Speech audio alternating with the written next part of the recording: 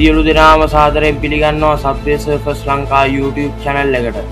අද වීඩියෝ එක පටන් ගන්න කලින් මට ඕගොල්ලොත් එක්ක සුභාරංචියක් බෙදා ගන්න තියෙනවා.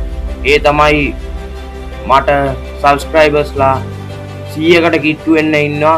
ඒ වගේම ඇල්ස්ටන් ප්‍රීමයික් ගැන කරපු වීඩියෝ එකට views 9000කට වඩා ඉන්නවා. බොහොම ස්තුතියි ඒකට. හරි, දැන් අපි වීඩියෝ එකට යමු. අද වීඩියෝ එකේ මාතෘකාව තමයි Alco WDM3D.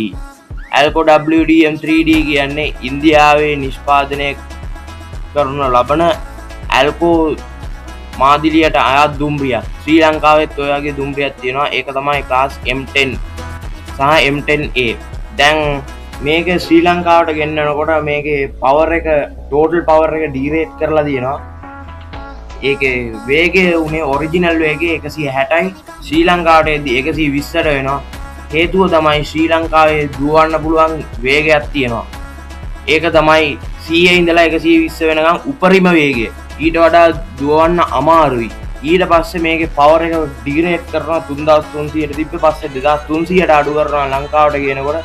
හේතුව තමයි ශ්‍රී ලංකාවේ දුවන්න පුළුවන් ලිමිට් එකක් තියෙනවා. 3000කට වඩා දුවන්න අමාරුයි. හරි, දැන් අපි බලමු මේකේ අනිත් විස්තර ගැන. ශ්‍රී ලංකාවේ පවර් අවුට්පුට් එක ගැන කිව්වා, උපරිම වේගය ගැන කිව්වා. දැන් මේකට තියෙන්නේ Alco 251B දුම්රිය එන්ජින් එකක්. ඒ වගේම කලින් M10A එක ගැන ෂෝට් එකක් දැම්ම ඕගොල්ලන්ව දිරිමත් කරන්න. ඕගොල්ලෝ ඒක බලන්න. ඒකේ කියන්නේ මේකේ ෆෝන් එක ගැන. මේකට මල්ටි චයිම් හෝන් එකක් තියෙන්නේ.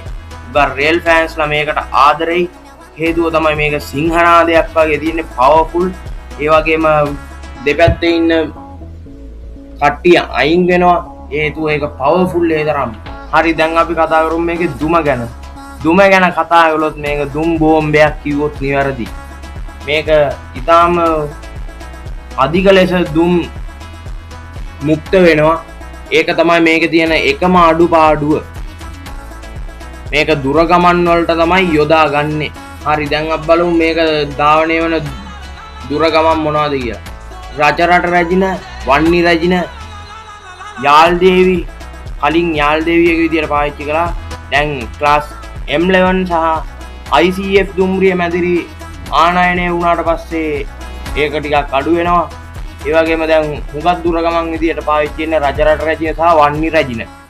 ඒ වගේම ගාල්ලේ ඉඳලා කොළඹ කොටුව සහ මරදාන දක්වා ධාවනය වෙන රාත්‍රී තැපැල් දුම්රිය විදියට ධාවනය වෙනවා. මරදාන ඉඳලා බෙලියත්ත බලා ධාවනය වෙන අංක 50 දරන ශීඝ්‍රගාමී දුම්රිය විදියට ධාවනය වෙනවා. ඒ වගේම මේක රාත්‍රී කාර්යාල දුම්රිය, ඒ කියන්නේ මරදාන ඉඳලා බෙලියත්ත වෙනකන් ධාවනය වෙන දුම්රිය විදියට පාවිච්චි වෙනවා. සමුද්‍ර දේවි දුම්රිය විදියට පාවිච්චි වෙනවා. දැන් M11 එක තමයි හුඟක් වෙලාවට අදින්නේ සමුද්‍ර දේවි. ඒ වගේම මුතු කුමාරියක ටෙස්ට් රන් එකක් කළා මේ පහුගිය දවස්වල. ඒක වෙනදර ධාවනය වෙන්නේ M4 දුම්රියත් සමග. ත්‍රිකුණාමලේ රාත්‍රී තැපැල් දුම්රිය ලෙසත් ධාවනය වෙනවා. ඕගොල්ලන්ට මතක ඇතිනේ අර අලියෙක්ව හැප්පිලා මේ ලොකු ප්‍රමාදයක් වුණා. දැන් අපි කතා කරන්න යන්නේ මේකේ ධාවනය කරන්න පුළුවන් මාර්ග ගැන.